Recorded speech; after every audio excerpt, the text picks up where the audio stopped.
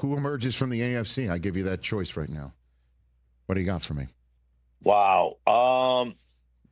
Who wins it in the AFC? What do you think? What do you think? Because we just talked about how the usual front runners are the ones who are fighting to make it as a wild card, if not for the Ravens winning their division. And then you got sitting at the top Patriots, Colts, and Broncos. Right. What do you think? I think the Bills are lurking still. Yeah, I think the Patriots are playing great football right now. I could see, it all lines up. You mentioned Santa Clara, and it makes me think, the last time the Broncos went to the Super Bowl, it was in Santa Clara. You talked about it, them winning Super Bowl 50, Von Miller winning the championship. Who'd they beat in the AFC Championship game? Tom Brady and the New England Patriots in Denver, Colorado. How about that as a rematch? I'll take the Broncos mostly just because I live in Denver, but it feels really good just saying it. No, I hear you.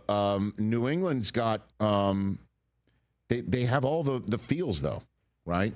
They got the feels right now, and it's not just that. It's just Drake May's playing out of his skull, and it doesn't appear to be anything but an ascension of somebody maturing and crushing it before our very eyes, with a coach who in his second time around is doing well in terms of recasting himself and having a better sense of things as a second time around coach.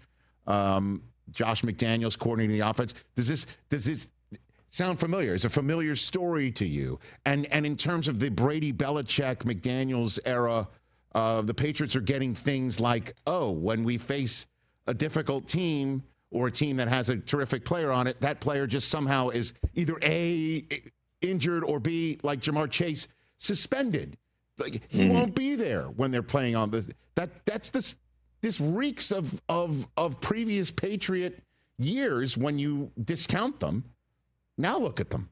So you can't discount the 9-2 Patriots from doing it this year, Mark. You just can't. And listen, man, they shut people down on the run. One thing about Braves is there's certain football things, that never go in and out of style, right? They don't go in and out of vogue. And controlling line of scrimmage is so big. When you sit down and talk to Vrabel, it's like, this is what football is. And you look at them, as far as defending the run is concerned, man, they do a phenomenal job defending the run. They have one of the elite level cover corners in all of football. So it creates an opportunity, defensively to have options on the back end from a coverage standpoint. That's Christian Gonzalez, who is outstanding. And then what they're doing on the offensive side of the ball, you can say whatever you want about Josh McDaniels, and his head coaching tenure, with the Raiders and with the Broncos. The bottom line is, that dude can orchestrate an offense, and he gets young quarterbacks to play exceptionally well. Remember, when he had Mac Jones went to the Pro Bowl, although I think as an alternate, but he went to the Pro Bowl and played really well his rookie year. And then, Josh McDaniels leaves to go to the Raiders, and Bill Belichick has this wonderful idea to bring in both Joe Judge and Matt Patricia to be co-coordinators. And, the rest is history. Mac Jones falls off a map.